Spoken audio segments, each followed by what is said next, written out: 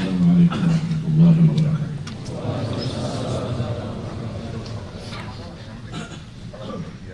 Alhamdulillahirabbil alamin wa asyhadu an la ilaha illallah wahdahu la syarika lah.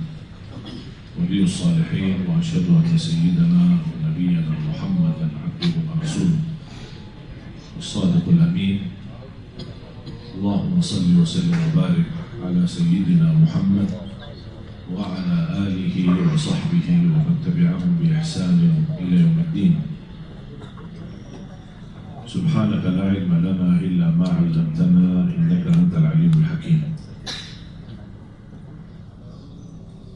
Alhamdulillah, syukurillah,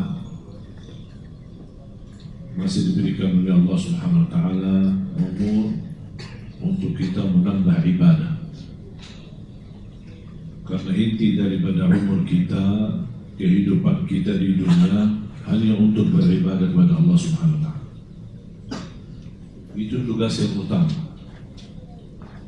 Kalau kita perhatikan, perdulikan, utamakan tugas yang utama ini, selain itu semua urusan kita akan beres. Tetapi kalau kita utamakan hal yang lain, pasti akan terjadi banyak hambatan dalam beribadah maupun dalam urusan dunia. Sahabat Rasulullah SAW, karena mereka sudah faham inti daripada kehidupan mereka hanya untuk menjalani tugas, dan tugas mereka beribadah kepada Allah, mereka sudah benar-benar faham itu. Makanya mereka tidak melepaskan keutamaannya ini, mendekatkan dirinya kepada Allah SWT. Makanya mereka dapat dunia dan akhirat. Bahkan sebelum mereka meninggal dunia sudah diberikan berita gembira menjadi jaminan menjadi ahli surga. Bahkan Allah turunkan ayat banyak di dalam Al-Quran, radhiyallahu anhum wa radu an. Allah telah ridha terhadap mereka.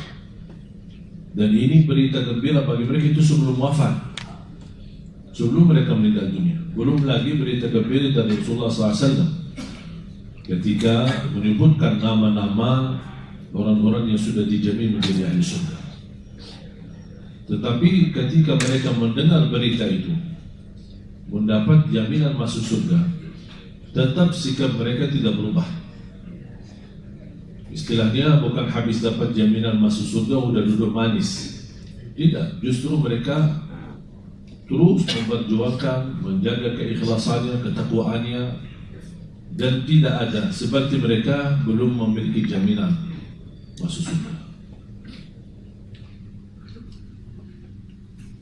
Dan banyak kisah-kisah para sahabat, termasuk Sayyidina Abu Bakar radhiyallahu anhu, dia merasa dirinya masih banyak kekurangan.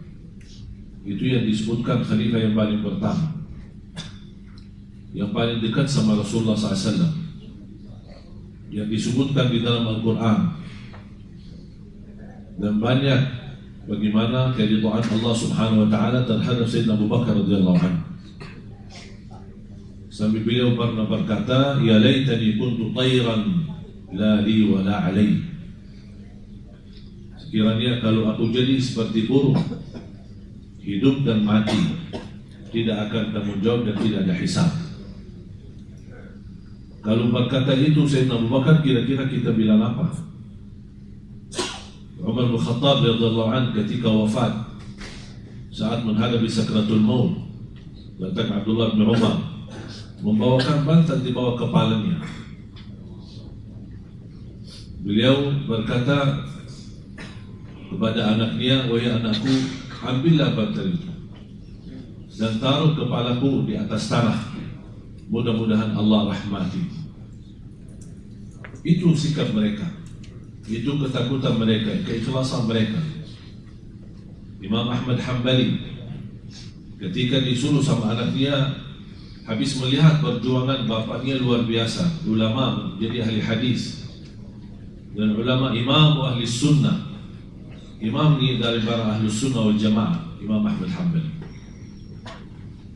Dan ketika anaknya menyuruh, istirahatlah ayahku, terlalu capek, antara sibuk ibadah, kemudian menulis hadis, mengumpulkan hadis-hadis Rasulullah SAW, Apa kata beliau? Saya tidak akan bisa istirahat sampai 2 telapak kaki saya masuk surga.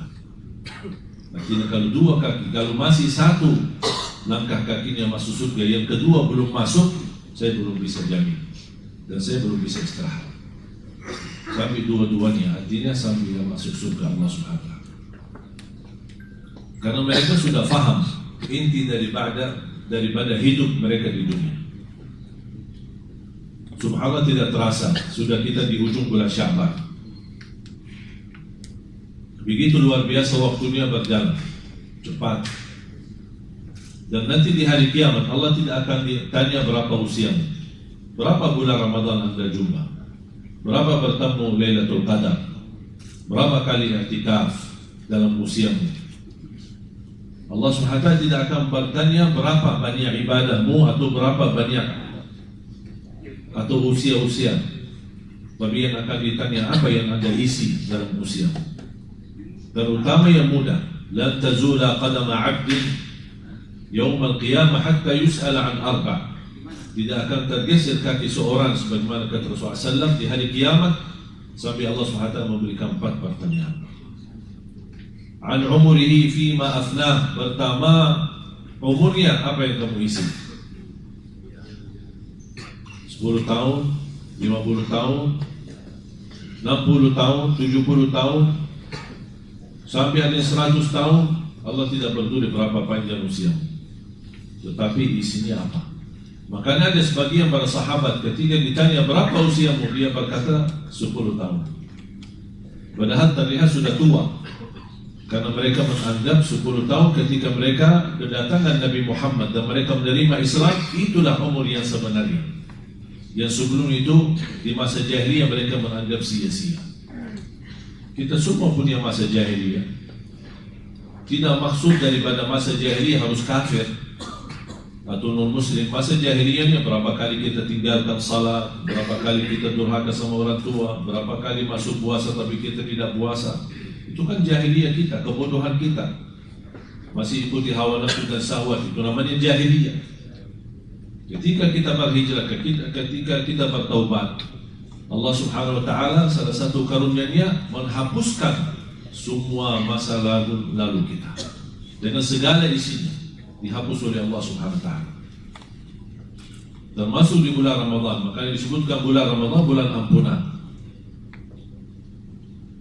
Nanti saya akan jelaskan apa kaitan Ramadan sama ampunan. Kenapa Ramadan menjadi bulan ampunan? Diambil dari makna Ramadan. Jadi tidak akan tergeser kaki seorang sampai ditanya oleh Allah 4 pertanyaan. Yang pertama, an umurihi fima afna, umurmu apa yang kamu isi. Wa an syababihi fima abla, lebih detail lagi usia mudamu, apa yang kamu lakukan. Padahal usia muda itu termasuk sebagian dari umur kan, tapi kenapa ditanya lagi? Sudah ditanya soal umur, ditanya lagi soal usia muda. Karena di usia muda, yang saya mengambil dari beberapa ayat dan hadis Rasulullah SAW, kesimpulannya, seorang pemuda yang taat lebih mulia di sisi Allah daripada yang tua yang taat. Nih, sama-sama taat kan? Tapi di sisi Allah lebih muda, yang usia muda, taat, istiqamah, jauh lebih mulia dan agung di sisi Allah daripada yang tua yang taat. Kenapa? Karena godaan yang muda itu jauh lebih besar daripada yang tua. Kalau sudah tua, apa yang mau digoda? Tapi dia menghadapi godaan hawa nafsunya, syahwat yang begitu tinggi, terpengaruh dengan lingkungan, tapi dia mampu menghadapi semuanya dan dia tetap istiqomah dalam bertaat kepada Allah. Makanya disebutkan salah satu dari 7 orang yang di bawah naungan Allah Subhanahu wa ta'ala, disebutkan wasyabun nasya'a fi ta'atillah, seorang pemuda yang bisa mencegah diri dalam taat kepada Allah Subhanahu wa ta'ala. Disebutkan sampai dia memiliki keistimewaan di hari kiamat di bawah naungan Allah Subhanahu wa ta'ala hari kiamat. Semuanya di hari kiamat kena matahari, begitu panas dan keringat. Dan keringatnya kalau kita di dunia dari atas ke bawah, kalau di akhirat kebalik. Keringatnya bukan turun tapi naik dari kaki sampai ke atas.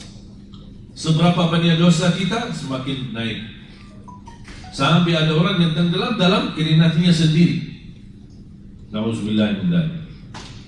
Oleh karena itu, seorang pemuda yang taat, istiqomah, pasti dia mendapatkan posisi yang mulia di sisi Allah Subhanahu wa taala. Makanya Allah akan kita diminta pertanggungjawabannya, usia mudamu apa yang kamu lakukan? Wa an syababi fima ablah. Wa an malihi. Yang ketiga, wa an malihi, hartamu. Dari mana dan kemana? Disitulah kesulitannya. Kadang-kadang kita menjaga sumber yang halal, tapi pengeluarannya tidak jelas, mubazir, apalagi kalau masuk ke haram. Jadi yang harus kita mempertanggungjawabannya bukan hanya sumber dana dari mana. Allah akan tanya, kemana uang itu? Kemana hartamu? Mana yang buat jalan Allah, di jalan Allah, mana yang buat untuk kehidupan dunia dan hiburan saja? Ini semua harus dipersiapkan pertanggungjawaban. Dan yang akan ditanyakan bukan harta yang haram. Kalau soal yang haram, Allah tidak akan tanya lagi, karena sudah jelas haram. Tapi kita masih melakukannya, itu langsung diazab. Makanya ulama berkata, soal harta, halaluha hisab, wa haramuha iqab. Harta yang halal bakal dihisab, padahal halal, bersih, tapi bakal dihisab. Dari mana dan kemana? Wa haramuha, harta yang haram tidak akan dihisab, tetapi langsung diazab. Nauzubillah. Jadi dari mana dan kemana? Dan banyak kita lihat orang yang memiliki kemampuan, seberapa persen yang dia untuk umat, untuk lillahi ta'ala, dan seberapa persen yang dia gunakan untuk dunia. Ketika masuk rumah orang yang kaya, hiasannya saja bisa miliaran. Berhiasan sana sini, di ruang ini, di ruang itu. Ini bakal dipertanggungjawab. Memang halal, usahanya halal, bisnisnya halal, tidak pernah dia mau yang haram. Tetapi begitu kemewahan, ini bakal ditanya oleh Allah Subhanahu wa ta'ala, dan persiapkan pertanggungjawabannya di hadapan Allah.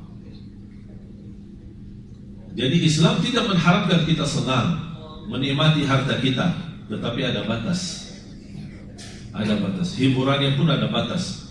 Kesenangannya ada batas. Karena kita di dunia ini bukan untuk berhiburan, bersenang-senang. Kesenangan itu menjadi sampingan saja, tapi utama hidup kita di dunia, wa ma khalaqtul jinna wal insa illa liya'budun. Bagaimana kita bisa menjaga kemuliaan kalimat la ilaha illallah, menjaga sampai kita wafat, dan insyaallah kita wafat dalam mengucapkan la ilaha illallah. Terus yang keempat pertanyaannya, wa an ilmihi madza amila bihi. Dengan ilmumu apa yang kamu amalkan? Allah tidak akan tanya berapa banyak belajar, berapa majlis ta'lim Anda hadir, berapa guru kamu, berapa Anda mendengar ceramah sana sini, berapa Anda mendengar di YouTube. Allah tidak tanya itu, tapi ditanya amalannya apa. Sudah belajar? Ya. Amal? Belum ada. Oleh karena itu, sebaik-baik ilmu yang kita mampu mengamalkan. Dalam istilah ilmu nafi' diikuti dengan amalun salih. Walaupun amalan yang kita lakukan tidak sempurna sesuai ilmu yang kita dapat, tapi sudah ada ikhtiar, sudah ada usaha. Ya Allah, itulah kemampuan kami. La yukallifullahu nafsan illa usaha. Fattaqullaha mastata'tum. Bertakwalah kepada Allah sesuai kemampuan. Nabi SAW bersabda, idza amartukum bi amrin fa'tu minhu mastata'tum. Kalau aku perintahkan kalian, lakukan apa yang kalian mampu. Apa yang kita mampu. Rasulullah SAW sudah mencontohkan banyak dari sunnah-sunnahnya. Mana yang kita mampu jalankan, kita jalankan. Istilahnya, kalau tidak bisa semuanya, jangan tinggalkan semuanya. Mana yang kita bisa, kita lakukan. Ada niat, ada ikhtiar. Aku bisa ini, aku bisa misal jaga tahajud walaupun hanya 2 rakaat. Ada orang lain bisa 4 rakaat. Ada orang lain bisa sampai 10 rakaat. Itu kan beda-beda kemampuan. Asal jangan sampai satu malam lewat belum salat malam sama sekali. Paling tidak witir. Kalau tidak bisa tahajud, tidak bisa salat malam, paling tidak witir. 2 rakaat, salam, kemudian 1 rakaat. Anda sudah termasuk ahli witir.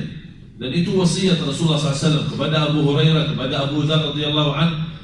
Abu Hurairah berkata, "Ausani khalili wa an utira qabla an anam." Jaga witir sebelum tidur. Saya punya kebiasaan habis salat Isya, sunnah ba'diyah, kemudian 2 rakaat, baru kemudian 1 rakaat witir. Niat itu sudah kebiasaan. Pulang ke rumah beraktivitas, ada jadwal, ada mana-mana, pulang ke rumah sudah malam, tidur, istirahat. Kalau sempat tahajud, alhamdulillah. Tidak sempat tahajud, sudah alhamdulillah menjadi ahli witir karena sudah salat witir. Kalau sempat tahajud, sesudah tidur, sebelum azan subuh, boleh Anda tahajud, tapi tidak boleh witir lagi karena sudah witir duluan. Jadi paling tidak kita jaga witir. Bahkan sebagian ulama tidak bisa menerima saksi pernikahannya seorang kalau dia tidak menjaga witir.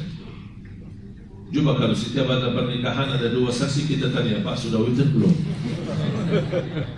Jangankan witir, salat jamaahnya kadang-kadang orang. Saya pernah hadir di salah satu acara pernikahan di Madinah, dan yang memimpin acara seorang ulama, ya macam kantor KUA yang kalau di sana. Terus ada 2 saksi dari pihak keluarga. Ditanya, untuk salat di masjid berjamaah tidak? Ya kadang-kadang, oh maaf saya tidak terima saksi. Cari orang yang salat jamaah di masjid. Karena dianggap orang yang tidak menjaga salat berjamaah di masjid itu kurang amanah dan tidak sah jadi saksi. Coba kalau setiap ada orang pernikahan kita tanya, malu ya? Di mana salat jamaah, di mana masjidnya? Udah tahu kan? Jadi berat. Begitu luar biasa, luas mempelajari agama. Makanya jemaah sekalian, jalani apa yang kita mampu. Wa an ilmihi madza amila bihi. Termasuk bulan Sya'ban. Bagi ahlul Quran, mereka menjadikan bulan Sya'ban bulan khatam Al-Quran, bukan bulan Ramadan. Mulai dari Sya'ban mereka berbanyak khatam Al-Quran. Kenapa? Mempersiapkan diri sebelum masuk Ramadan. Begitu masuk Ramadan mereka lanjut khataman. Sampai Imam Syafi'i 60 kali khatam di bulan suci Ramadan. 60 kali berarti dalam 1 hari 2 kali. Coba kita tanya berapa kali kita khatam. Jangan-jangan seumur hidup 1 kali sudah bikin acara syukuran lagi. Bayangkan berapa kita hijrah. Ada istilah hijrah kepada Allah, ada hijrah kepada Al-Quran. Ada orang hijrah tinggalkan Al-Quran, atau hanya dia ingat Al-Quran pas Ramadan. Begitu habis Ramadan dia masukin dalam lemari lagi. Ya insyaAllah ketemu Ramadan yang akan datang ya. Astagfirullah. Hubungan kita sama Allah seperti itu. Ada orang bertanya, zaman dulu orang banyak pemuda hafiz Quran, banyak yang semangat belajar Al-Quran. Gimana kira-kira waktu dan keberkahan mereka yang dapat sampai bisa? Saya bilang sama aja seperti kita sekarang. Kita sekarang memegang HP, sama dulu mereka memegang Quran. Maka mereka lebih banyak bisa hafal Quran, kita lebih banyak bisa hafal cat-cat yang ada di HP. Kita tidur bawa handphone, awal bangun tidur megang handphone, masuk WC bawa HP, kemana-mana bawa HP. Kita bisa cat berjam-jam tidak pernah bosan, tidak ada merasa ngantuk. Tapi begitu mulai baca baru a'udzubillah. Begitu berat. Tapi sama HP kita berjam-jam tidak masalah. Dan bahkan kita mampu menerima atau membalas semua pesan-pesan yang ada di HP kita. Padahal Al-Quran juga pesan-pesan dari Allah, apa yang kita jawab. Allah kirimkan pesan itu dalam Al-Quran.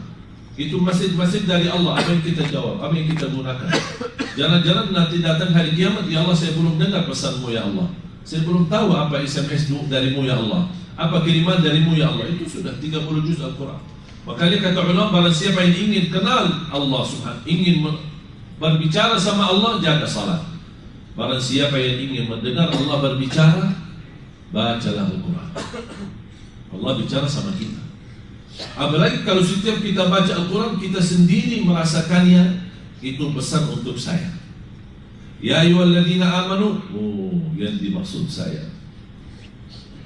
Perintah, oh Allah perintahkan saya. Ada larangan, Allah ingatkan saya. Kalau Allah bahas soal orang munafik, oh jangan-jangan yang dimaksud saya. kita membaca pun seperti ini, agar kita semua isi Al-Quran menjadi pelajaran buat kita. Dan ketika Rasulullah SAW salat, kenapa bisa salat panjang ya Rasulullah SAW?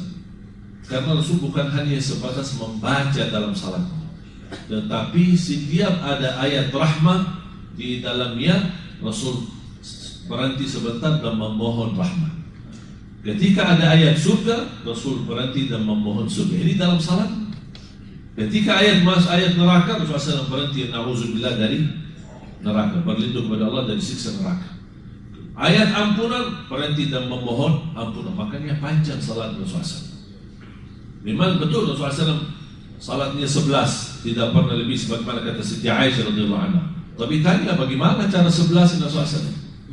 Jangan yang diributkan jumlahnya, setiap tahun kita ribut tarawih 11 atau 23. Tapi yang ditanya caranya kita tidak dibahas. Padahal cara Rasulullah SAW salat sampai satu rakaat aja bisa mencapai 700 ayat. Makanya sampai bengkak kakinya.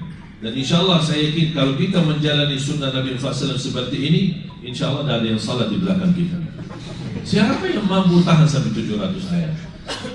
Oleh karena itu jamaah sekalian, itulah kembali fattaqullaha mastata'tum, jalannya sesuai kemampuan kita. Fattaqullah, bukan masalah jumlahnya tapi isinya. Salat yang tenang, salat yang khusyuk, bacaan imamnya yang enak, biar bagi jamaah yang awam yang belum banyak belajar Al-Quran, setiap malam mendengar bacaan yang bagus, pasti bakal belajar, pasti bakal bisa. Kalau selama 3 malam kita salat tarawih tidak dapat belajar Al-Quran, hanya suratul Fatihah, wallahi syukur nikmat. Anda kalau bisa membenarkan suratul Fatihah saja. Kenapa? Tidak sah salat kita kalau tidak baca Al-Fatihah dengan benar. Sebagaimana kata Imam Nawawi, ada 14 tasdid di dalam suratul Fatihah. Tertinggal 1, batal salatnya. Coba kita pernah belajar enggak? Pernah tanya sejauh mana bacaan Al-Fatihah saya benar atau tidak? Paling baca Al-Fatihah. Al-Imam Abu Abdurrahman As-Sulami, Abdullah bin Abdurrahman As-Sulami, seorang imam tabi'in di Ahlul Quran. Dia belajar Al-Quran sama Abdullah bin Mas'ud radhiyallahu anhu, sama sahabat Rasulullah Ali bin Abi Talib, sama sahabat Rasulullah Uthman bin Affan, sama sahabat Rasulullah Zaid bin Thabit, sama sahabat Rasulullah Uthman bin Affan. Jadi ada 5 sahabat Rasulullah, Abdullah bin Abbas. Beliau belajar Al-Quran sama mereka. Selesai dia belajar dan dia mendapatkan ijazah sanad silsilah ilmu belajar sama guru-guru yang sahabat Rasulullah. Beliau habiskan usianya lebih dari 70 tahun hanya mengajar anak-anak Al-Fatihah. Ditanya, dia bilang, saya dapat hadiah besar kalau anak-anak ini bisa baca Al-Fatihah dengan benar. Itu sudah cukup bagi saya. Padahal juga belajar banyak, tapi dia mengajarkan suratul Fatihah. Saya pernah membaca salah satu wirid Imam Ibn Taymiyah lepas salat subuh sampai terbit matahari, hanya baca Al-Fatihah sampai berkali-kali.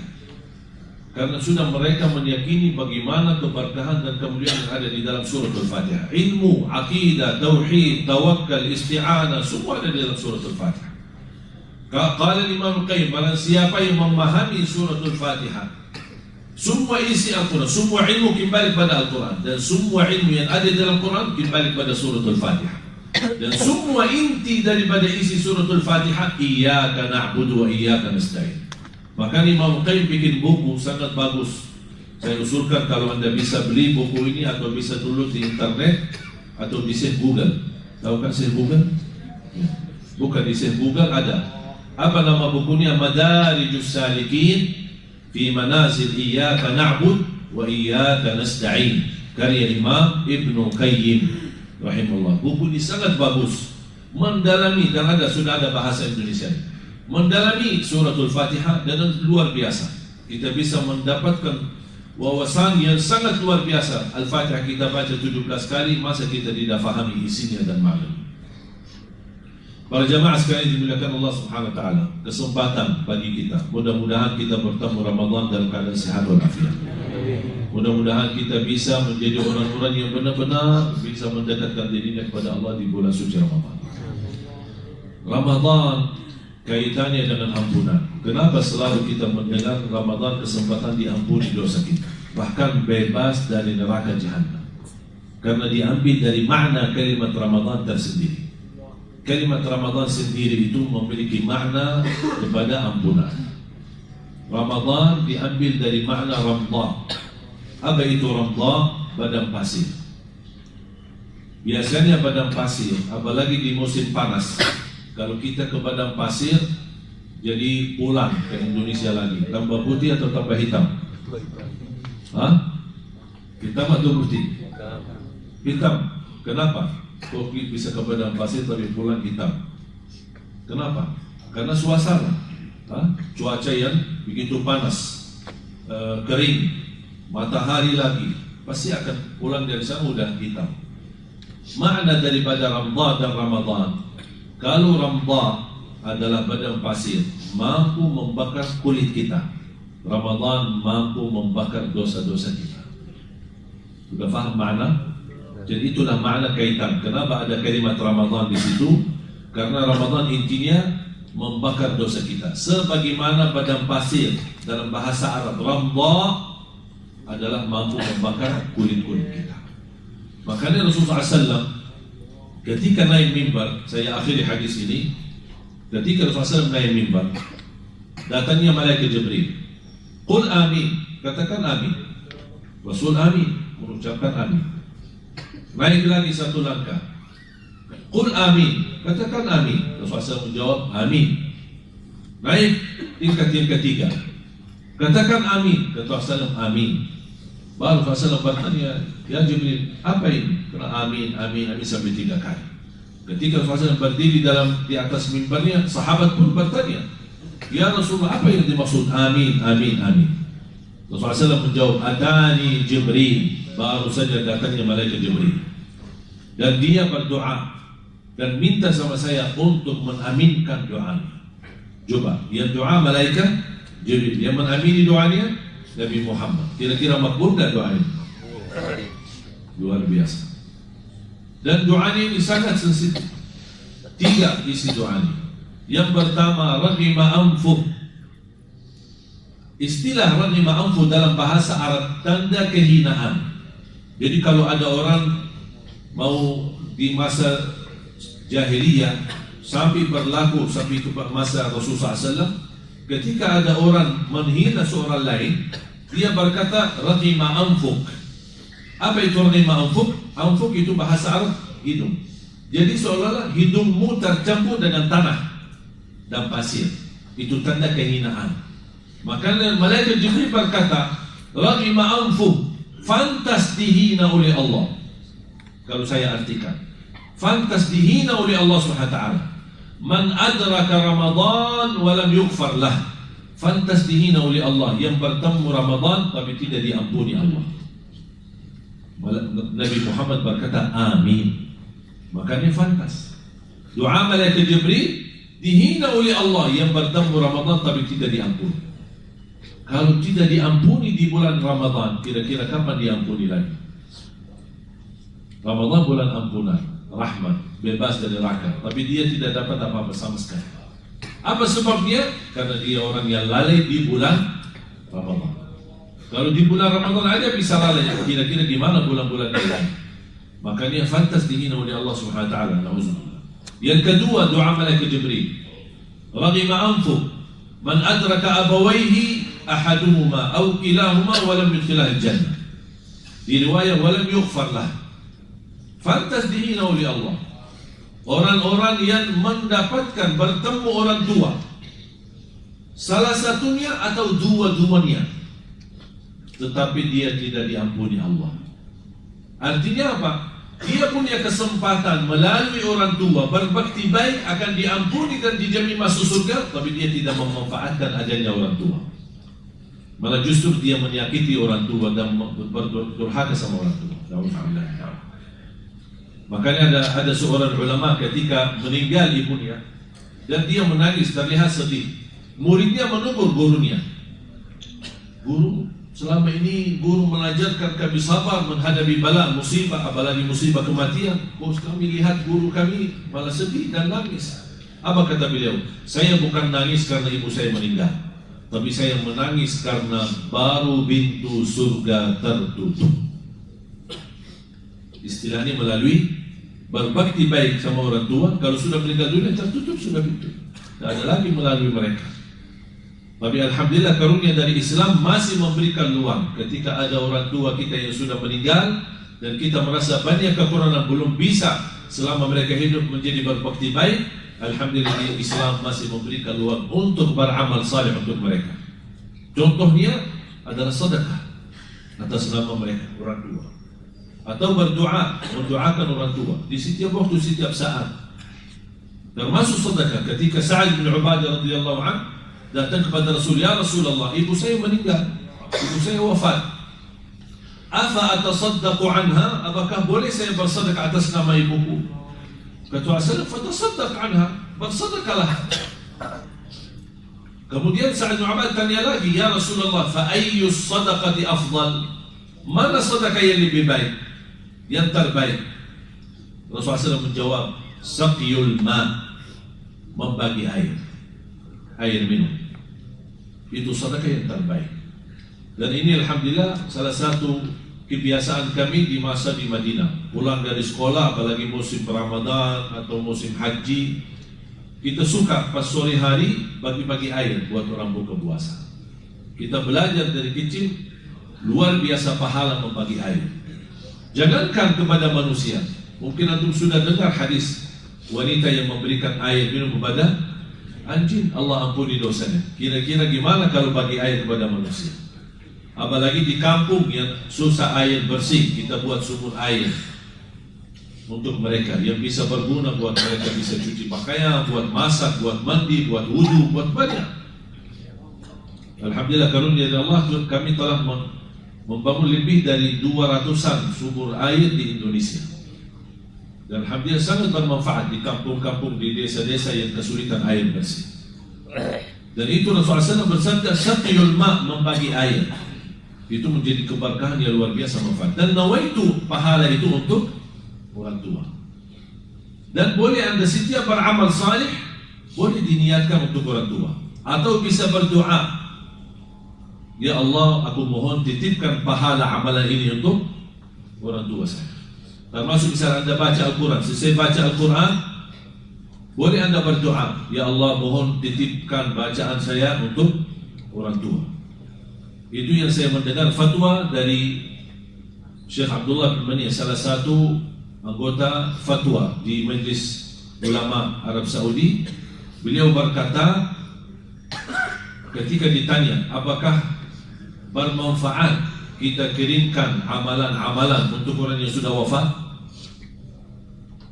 ya seperti mana yang berlaku di Indonesia, misal baca yasin, baca tahlil, baca niatnya, apapun isi amalannya, intinya untuk orang yang sudah wafat. Apakah itu boleh atau tidak?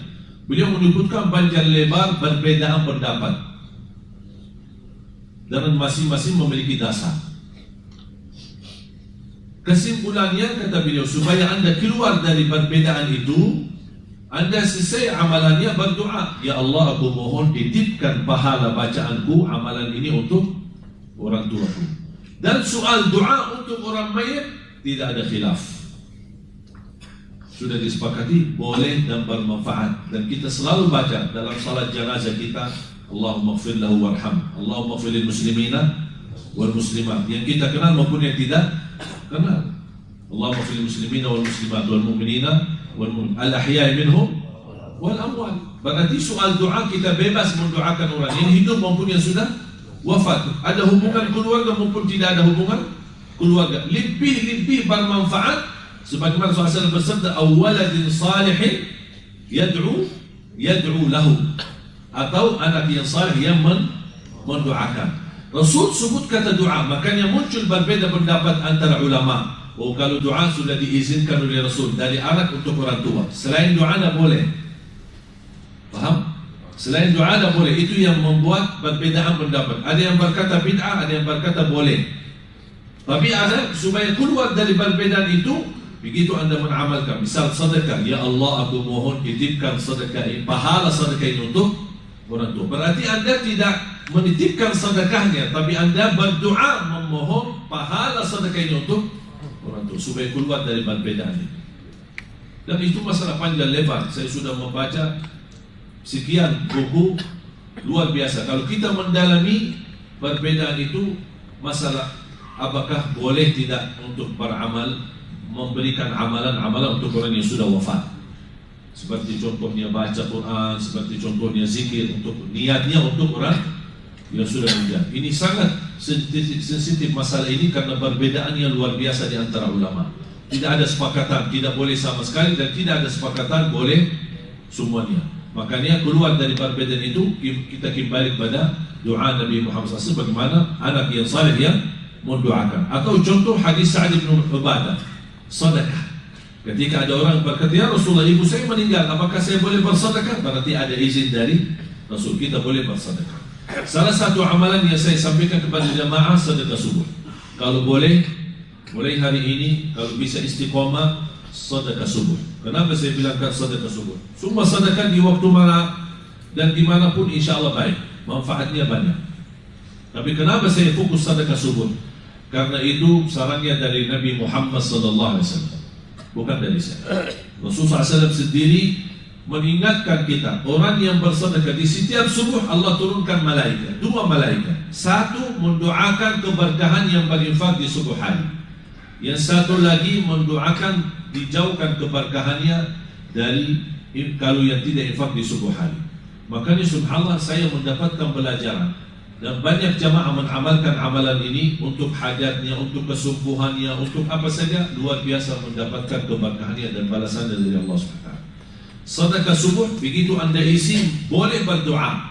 Yang saya boleh sebutkan, sedekah disertai doa. Itu namanya at-tawassul bil amal salih. Dan banyak contohnya di hadis-hadis Rasulullah SAW. Misal contoh, kita salat malam, habis salat malam berdoa, tawassul kepada Allah, ya Allah dengan berkahnya salat malam, ya Allah seandainya diterima salat malamku, ya Allah berikan kemudahan. Ketika anda bersedekah subuh hari, ya Allah dengan berkah sedekah ini kabulkan hajatku. Ya Allah dengan berkah sedekah ini, ibu saya sedang menderita sakit, sembuhkan penyakitnya. Ya Allah dengan berkah sedekah ini, saya sedang melamar kerjaan, ya Allah jadikan ini kemudahan bagi saya. Ya Allah dengan berkah sedekah ini, ya Allah berikan kemudahan jodoh.